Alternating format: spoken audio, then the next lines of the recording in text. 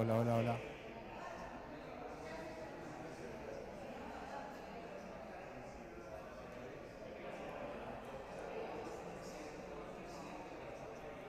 Hola, hola.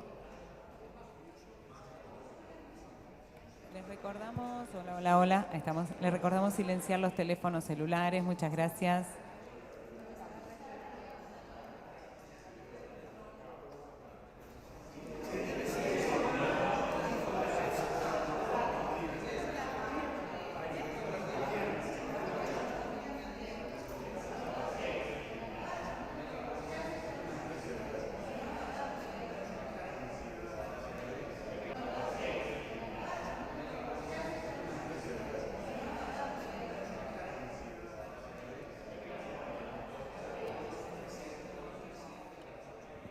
¿Cómo andan?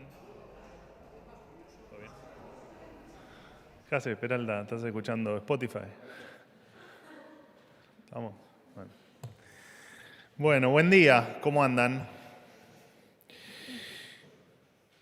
Bueno, en primer lugar comentarles hoy a las 15 horas el presidente del Banco Nación, Daniel Tilliard, va a informar oficialmente, bueno, algunos datos ustedes ya los tienen, ya se conocieron, pero va a anunciar oficialmente las nuevas líneas de créditos hipotecarios. Esto se suma, por supuesto, a otras entidades que en las últimas semanas han hecho lo mismo, Banco Ciudad, Supervil, Banco de Córdoba, Banco Hipotecario, etcétera.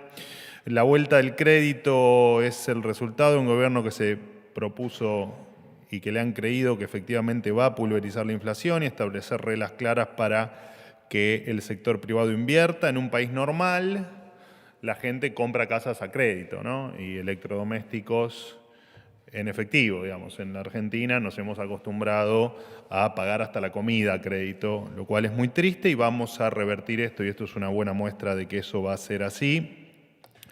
El crédito hipotecario en la Argentina, dato de color, pero me parece que es interesante comentarlo, representa apenas el 0,2% del PBI. Y es el valor, es el porcentaje del PBI más bajo en 80 años. En América Latina, el crédito hipotecario representa, de acuerdo al país, entre el 5 y el 10% del PBI. Incluso en Chile, este porcentaje se acerca al 30% del PBI. Bastante lejos estamos de los países de la región. Lo cierto es que durante años la política se llenó la boca hablando de justicia social en términos de distribuir la riqueza y para nosotros no hay mejor, entre comillas, justicia social que el propio progreso, ¿no? Donde todos tengan la posibilidad de construir su propio proyecto de vida. Y bueno, y el crédito hipotecario en definitiva no es otra cosa que eso, es la verdadera expresión de la justicia social. Sin crédito hipotecario solo llegan a adquirir una vivienda el 5% de los argentinos. El resto que tiene una vivienda propia es por herencia, o sea, el 95% de la gente que tiene una propiedad la tiene por herencia y no porque se la logró comprar. Y efectivamente el crédito hipotecario es la herramienta que tienen los países normales y los países que no tienen inflación para que las personas, para que sus habitantes puedan acceder a la casa propia. En otro orden de cosas y con respecto al paro de la CGT que va a ocurrir el día de mañana, ya hemos hablado ayer en virtud de alguna pregunta que me ha hecho alguno de sus compañeros, paro que no tiene una razón aparente o una justificación aparente. Sigue abierta la línea 134 para denunciar extorsiones. Los empleados estatales que paren se les descontará sus saberes del día. Quien no va a trabajar y no cumple con su actividad no cobra. Obviamente que las organizaciones que participen de la marcha deberán afrontar los gastos que la marcha o que la situación del día de mañana ocasione. Y también contarles que 6.593.000 personas mañana no van a tener a disposición el servicio esencial de transporte para ir a sus trabajos. 4 millones de personas no van a poder viajar en colectivo en el AMBA, 1,5 millones de personas no van a poder hacerlo en el interior del país, 1 millón de personas no van a poder viajar en trenes y hay 93.000 personas que verán cancelados sus 703 vuelos. Así que la decisión de la CGT afecta a 6.593.000 personas aproximadamente.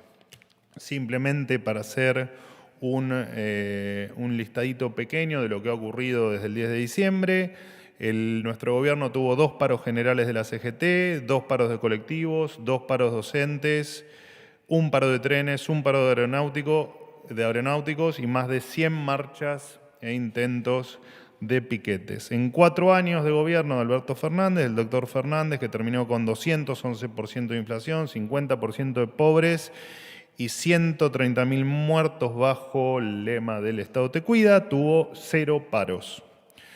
Desde 1983, el 64% de las 44 medidas de fuerza convocadas por la CGT fueron contra gobiernos no peronistas, o sea, prácticamente 2 de cada 3 medidas fueron contra gobiernos no peronistas, y dado el estado de las cosas, está claro que estos gobiernos, los peronistas, a los que menos paros le han hecho, no han brillado precisamente por su eficiencia.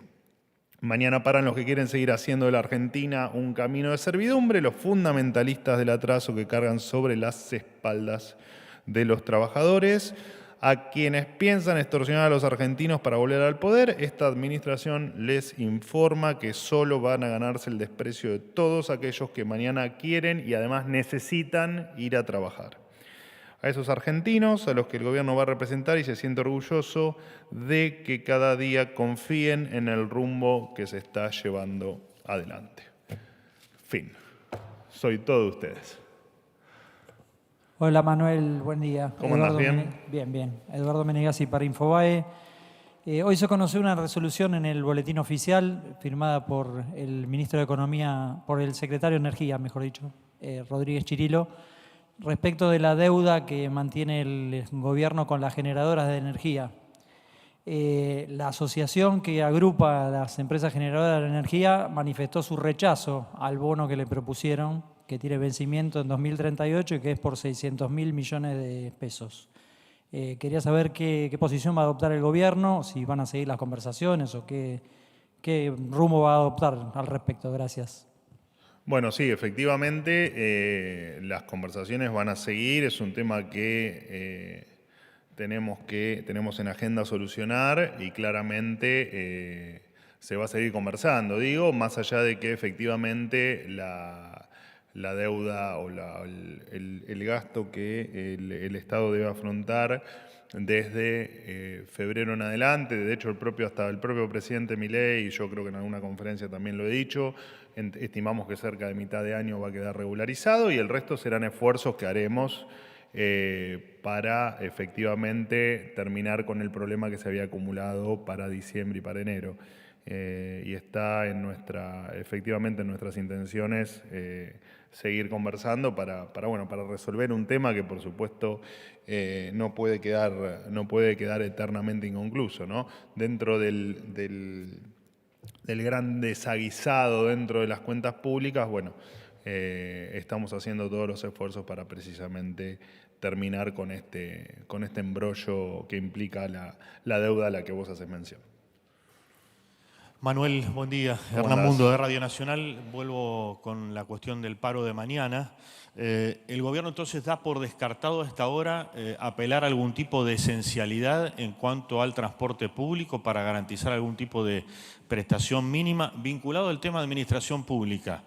Se va a descontar el día a aquella persona que no trabaje, pero no hay prestación de transporte. Por lo tanto, aquella persona que de repente quisiera ir a trabajar no tiene cómo viajar, salvo que tenga movilidad propia. Y por otro lado, una pregunta de otro tema, es la peor catástrofe que sufre Brasil en el sur de su país. Argentina ya ha comunicado, usted lo ha dicho ayer, la ayuda al país. ¿Está previsto algún tipo de diálogo más allá de las diferencias ideológicas con el presidente Lula? Gracias. Te respondo primero la última pregunta. No, la acotación de, a pesar de las diferencias ideológicas, nosotros no tenemos, el diálogo con el resto de las naciones no está sesgado, no está limitado por cuestiones de diferencia ideológica. lo he dicho en innumerable cantidad de oportunidades, la relación entre los pueblos está por encima de cualquier diferencia ideológica que pueda existir. En relación a tu primera pregunta, lo que nos referimos siempre cada vez que hablamos de descontar es a aquellos que lo hagan o que interpretemos que se hizo por por efectivamente parar y no porque claramente tengan imposibilidad de venir a trabajar. De hecho, todos vamos a tener alguna dificultad, ¿no? Te acabo de nombrar que efectivamente casi 6.593.000 personas van a tener inconvenientes. Por supuesto que gran parte de esos inconvenientes van a estar en llegar a sus lugares de trabajo, no solo en el Estado, sino en el sector privado. Así que lamentamos enormemente y mucho peor aún por aquellos, el lamento es mucho más grande por aquellos que efectivamente quieran ir a trabajar y no puedan hacerlo. Con respecto a la esencialidad, no hay nada todavía. No hay nada que implique que tomemos esa medida, al menos por ahora, y no sé si me habías preguntado alguna otra cosa, creo que no. Gracias. ¿Qué tal? Buenos días. Fabián, ¿cómo andás? ¿Qué tal, Manuel? Buenos días. Bien. Para FM de la Patria, de primer lugar, preguntarte, los trabajadores van a volver a ver en sus saberes descontados los impuestos a las ganancias debido al paquete fiscal, y en la ley bases al mismo tiempo figura la exención de bienes personales para empresarios. Volver a reiterarte la pregunta, ¿qué medida beneficia a los trabajadores? Ayer enumeraste una serie de puntos que todos ellos benefician a los empresarios. Quería preguntarte si hay alguno en particular que beneficie a nosotros los trabajadores. Y en segundo lugar, sobre el tema de RIGI, consultarte estas exenciones que van a durar 30 años y no condenan a la Argentina a sufrir justamente todas las cuestiones ligadas a exenciones impositivas, como sacar el impuesto país, que puedan remitir a sus países de orígenes todas las ganancias sin ningún tipo de control, y una competencia desleal con la industria argentina, lo que muchos llaman como un industricidio. Gracias. Bueno, a ver, tengo la costumbre de empezar por el final en las respuestas. Mirá, a ver, con respecto es bastante extensa la respuesta, pero voy a tratar de simplificártelo. Muchas veces se ha cometido el error en la Argentina, de hecho me parece que está implícito en la segunda parte de tu pregunta, esto de entender que cuando le va bien al empleador, le va mal al empleado y viceversa, ¿no? Y que cuando le va bien al empleado, le va mal al empleador. Y la verdad que lo que hay que entender es que eso está mal, eso es una falacia, ¿no? En general, cuando le va bien al empleador, le debe ir o le debería ir bien al empleado, y cuando le va bien al empleado, le debería ir bien al empleador. De hecho, si le va mal al empleador, no tendría razón de ser el empleo que genera. Por lo tanto, si le va mal el empleador, en tal caso el empleo va a tender a desaparecer y el empleado se va a quedar sin ese puesto de trabajo en algún momento. Así que hay que bregar porque a todos les vaya bien. Entonces, esta diferenciación de si la ley es pro empleador y no pro empleado, de por sí se desprende que también es una falacia plantearlo en esos términos, porque todo lo que sea en pos de que el empresario, por ejemplo, porque hiciste referencia al ejemplo que yo manifesté ayer en la conferencia, si el empleador tiene beneficios para poder contratar, indefectiblemente va a estar beneficiado, se va a animar a contratar y va a beneficiar a aquellos que efectivamente sean tomados como empleados. Así que la verdad es que me parece que, o en tal caso te reafirmo lo que ayer comenté, me parece que todo es pro empleado porque todo es pro empleador, digamos, ¿no? Y es una maquinaria que funciona todo junto. Ni la máquina funciona sola, o no la mayoría de ellas, ni tampoco el empleado trabaja solo, digamos, ¿no? La generación de riqueza se da en la combinación de ambos factores, del factor capital y del factor trabajo, del factor conocimiento, del factor mano de obra, ponerle el título que quieras según el libro que leas. Con respecto al impuesto a las ganancias, bueno, el impuesto a las ganancias, los impuestos son, digamos, malos por definición, digamos, no hay impuestos buenos, los impuestos son malos, hay impuestos peores que otros, qué sé yo, el IVA es peor que ganancias, o bienes personales es peor que, no sé, que ganancias también, digo, entonces Me parece que es cierto lo que planteás, digamos, el impuesto a las ganancias que implementó, o al menos la última modificación que se hizo con el ministro Massa fue absolutamente horrorosa y espantosa, digo. Pero lo cierto es que lo que se va a intentar hacer, vos lo diste por hecho, todavía falta parte del debate, es corregir esto en un impuesto que es progresivo versus otros que son hiperregresivos, como puede ser el IVA. Me parece que lo que se está intentando es corregir el mejor de todos dentro de lo malo que son los impuestos, el mejor de ellos. Así que me parece que está muy bien, pero bueno, de hecho creo que hay un consenso generalizado en que es un impuesto que debe ser mejorado. Así, de hecho, si te pones a ver la escala, lo que mejora es que antes uno ingresaba al impuesto cuando le tocaba ingresar con la escala máxima y pasó, no solo por la última modificación, digamos, venía pasando hacía mucho tiempo en Argentina. Esto corrige eso y las escalas empiezan a tener la progresividad, una progresividad un poco más razonable que la de siempre, entrar al 35%. Porque en definitiva todos ganan su salario con esfuerzo, ¿no? El que gana 500.000 y el que gana 10 millones. Entonces es justo que, bueno, sí, el que gana 10 millones hace esfuerzo y también hay que reconocérselo, digo, ¿no? No sé, me parece. Digo, esto no castiguemos al que cobra mucho tampoco, más que al que... Digo, entonces me parece que las escalas tienen que ser, no me parece, digo, me parece que la intención es que esas escalas vuelvan a tener una progresividad más razonable dentro de un esquema impositivo irracional que convivimos en la Argentina desde hace décadas y que de a poco iremos mejorando y que por supuesto tenemos planeada para más adelante, lo he dicho en varias oportunidades aquí, el presidente lo ha dicho también. Tenemos una modificación del sistema tributario mucho más profunda que seguramente corrija algunas inequidades que a vos que hoy podés estar marcando que en algún momento van a desaparecer. Te pregunto... Vine con ganas de hablar hoy, Fabián. No, como no me contestaste la otra parte, ¿por qué mientras a los trabajadores se lo vuelven a imponer, a los empresarios le quitan injustamente bienes personales? Bueno, pero vos te referís al adelanto... Efectivamente, al adelanto Bueno, bienes personales, ¿a vos te cobran bienes personales? No te cobran. Bueno. Es un impuesto que le quita bastante incentivo a la acumulación de capital, y es un impuesto bastante complejo porque en definitiva te están castigando por bienes que vos ya pagaste impuestos para adquirirlos, para producirlos y para generarlos. Así que, pero bueno, ya es meterse en una discusión estrictamente de carácter tributario, que por ahí no es el ámbito, pero cualquier impuesto que se intente disminuir va a ser beneficioso. Digo, aparte, bienes personales son personales, digamos, no son de empresas, ¿no? Más allá de que a veces se tribute a través de las sociedades. ¿La qué? Bueno, pero yo creo que es difícil entender la crítica al que alguien venga a invertir y se quiera llevar las ganancias. Digo, ¿cuál es la crítica?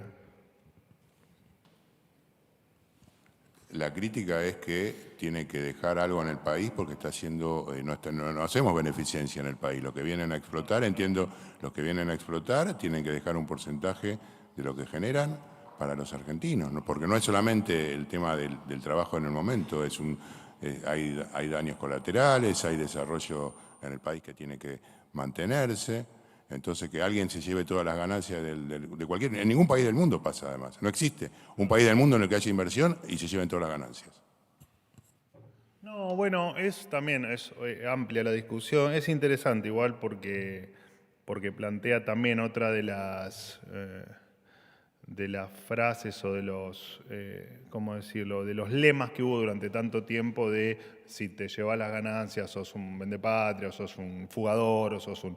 Y lo cierto es que cuando vos invertís, Vos hablaste de inversión extranjera, digo, pero me puede pasar a mí si quiero poner un almacén en la esquina de mi casa, más allá de que puedo hacerme rico poniendo un almacén, vos en el medio vas generando riqueza, porque vas generando empleo, porque generás inversión, porque movilizás un montón de otros rubros que dinamizan la economía. Entonces, más allá de que aparte también pagás impuestos y aparte a los que vos le pagás también pagan impuestos, entonces me parece que eso de me llevo las ganancias sin dejar nada no ocurre nunca, pero nunca, bajo ningún aspecto, en ningún caso.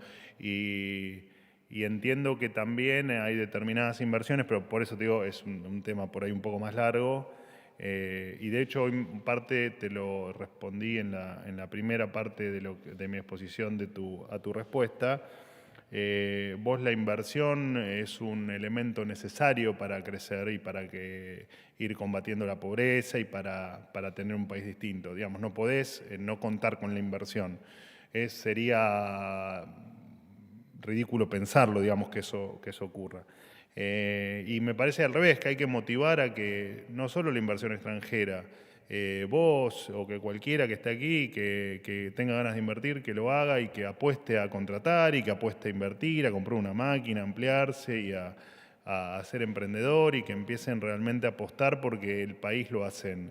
No lo hacemos nosotros desde el gobierno, el país lo hace el sector privado apostando, invirtiendo y jugándosela.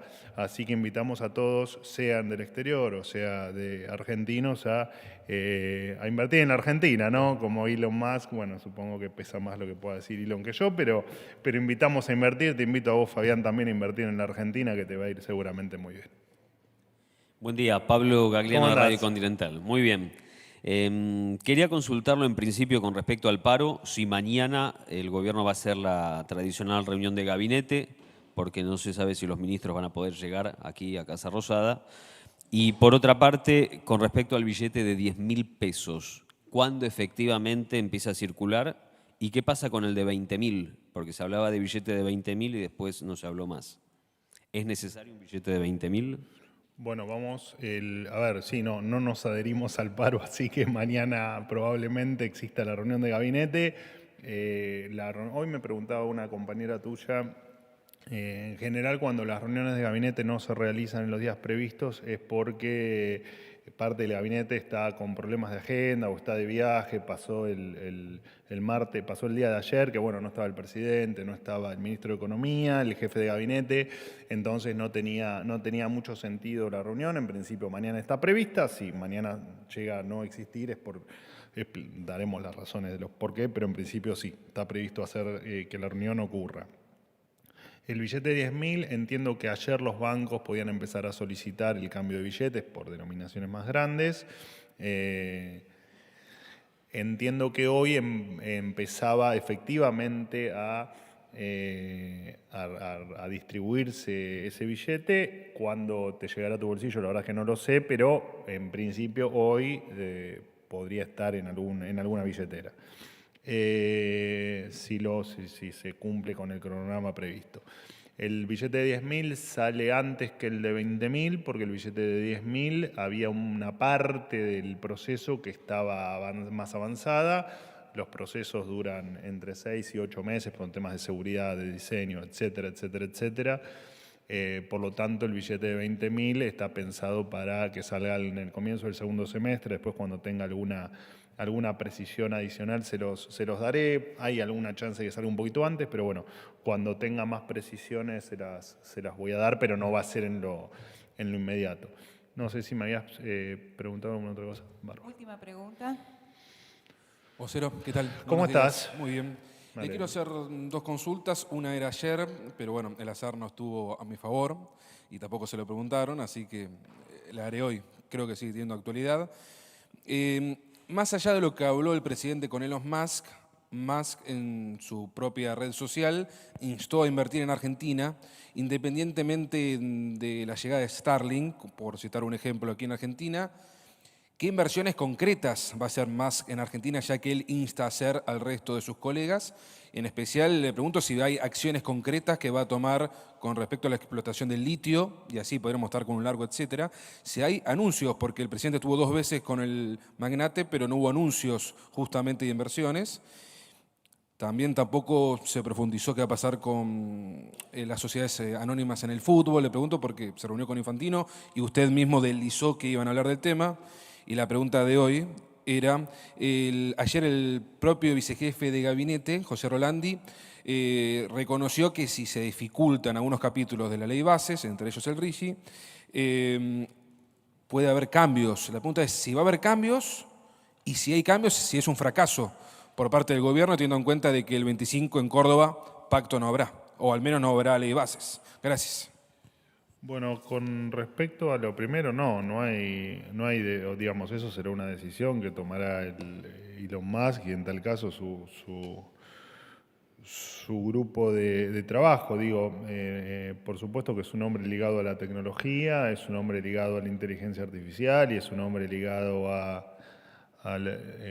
tiene una mente que funciona viendo el mundo dentro de 50 años.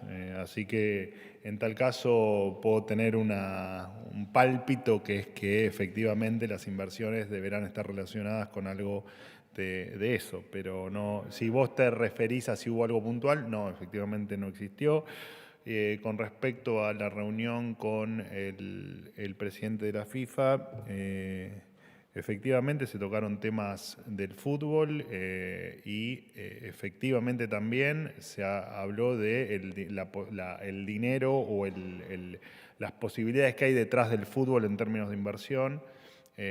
Creo que incluso yo hace un par de meses atrás, cuando hablábamos por primera vez de la posibilidad que se le da a los clubes de fútbol de poder transformarse en sociedades anónimas. Habíamos hablado de que incluso había interesados en invertir en clubes argentinos, pero tampoco hubo nada concreto en una reunión que simplemente fue para ponerse al tanto de cómo estaba la Argentina y de cómo íbamos avanzando en varios temas, entre ellos, por supuesto, la conversión o la posibilidad.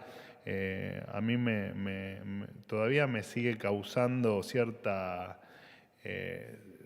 extrañeza cuando hablan de que el gobierno quiere privatizar los clubes de fútbol, no privatizar el fútbol, cuando es simplemente una alternativa que se les da a los clubes. Quien lo quiera hacer, lo puede hacer, lo va a poder hacer, y quien no lo quiera hacer, no lo hará. Digo, está bueno que nos acostumbremos a convivir en un país un poquito más libre y a entender que podemos empezar a tomar algunas decisiones que antes teníamos la comodidad, o muchos sentían que tenían la comodidad de no hacerlo. Así que bueno, nada, simplemente eso. No sé si me habías preguntado otra cosa. Sí, la pregunta que tenía para hoy era, ayer el vicejefe de gabinete, José Rolandi, sí, dijo que estarían dispuestos a cambios siempre y cuando vean una real dificultad de que pueda quedar trunca la ley base. Bueno. Si no es un fracaso, porque el 25 se llega sin acuerdo en el Congreso. No, pero ayer de hecho me han preguntado acá qué pasaba si se llegaba el 25 de mayo sin ley o con ley. Digo, es parte del debate legislativo, no tenemos mucho para opinar, la opinión corre por cuenta de Rolandi, y si él considera que efectivamente puede haber algún punto donde pueda haber algún consenso adicional, lo habrá, digo, pero no, me parece que no es el trasfondo de la cuestión, ¿no? Me parece que no. Le tomaron relevancia a una frase que para nosotros es absolutamente normal, digamos.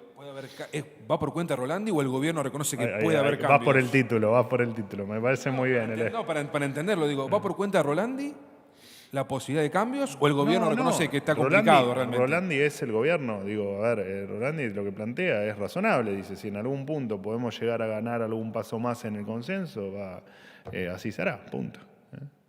¿Estamos? Fue. Qué suerte, gracias, hasta luego.